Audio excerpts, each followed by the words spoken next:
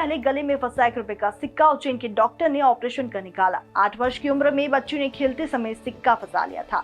20 वर्ष की युवती के अजूरी का विकास नहीं होने पर परिजनों ने जांच करवाई। जांच में सामने आया कि सिक्का भोजन नली में फंसा है।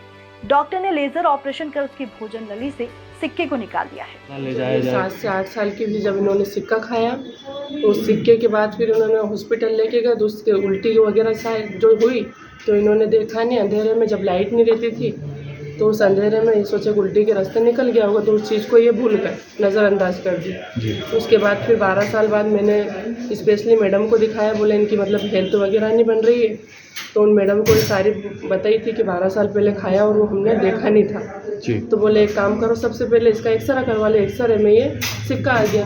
फिर वहीं 1-2 डॉक्टर को दिखाया तो डॉक्टर साहब ने सिक्का वगैरह बोले ये निकलेगा। हमको 5 से 15-16 दिन होगा वहाँ। बोले हाँ आज हफ्ते में कुछ ना कुछ सॉल्यूशन निकालेंगे। फिर यहाँ का पता आया तो चौधरी साहब ने सुबह फिर निकाल दिया इनको। कोई परेशानी अभी? कुछ भी परेशानी नहीं। खाने पीने में ऑपरेशन हो गया सर? आधा पौन घंटा तो लगा जी जी। सिक्के के कारण कोई समस्या खाने पीने में? कुछ भी दिक्कत नहीं थी। 12 साल निकाल सके। देखिए कल हमारे पास एक पेशेंट आई थी, उसकी उम्र 20 साल की थी। तो मेरे पास तो वो सब जांचें लेके आई थी। एक्सरे था, सीटी स्कैन था, एंडोस्कोपी की रिपोर्ट थी जिसमें दिख रहा था कि कॉइन इसोफेगस के बीच वाले हिस्से में फंसा हुआ है। इसोफेगस मतलब खाने की नली। तो उसके पीछे की ये कहानी थी कि उसने कहा कि ये 12 साल पुराना है। तो सही में एक बात होती है कि 12 साल से कॉइन कैसे फंसा हुआ है। तो उसने कहा कि 12 साल पहले जब वो 8 साल की थी तब उसने गलती से निगल लिया था। फिर उस डॉक्टर के पास भी गए थे, एक्सरे भी कराया था पर एक्सरे में नहीं आया। हो सकता है उस समय एक्सरे गले का हुआ हो और चूँकि कॉइन थोड़ा नीचे था तो आया नहीं होगा।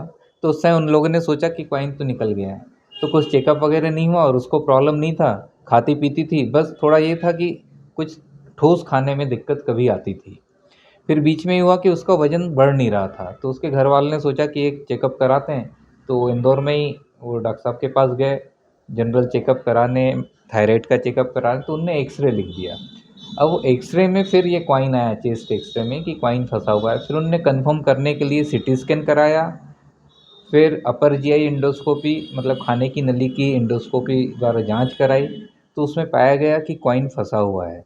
अब वो कॉइन वहाँ क्यों नहीं निकल पाया या जैसा भी है, पर उसके बाद कहीं से पता चला होगा तो हमारे पास आया पेशेंट, हमने उनको एडमिट किया और आज सुबह 10 बजे रात में पूरा खाली पेट रखने के बाद बेहोश करके दूरबीन द्वारा खाने की नली में अंदर जाके वो कॉइन को निकाला।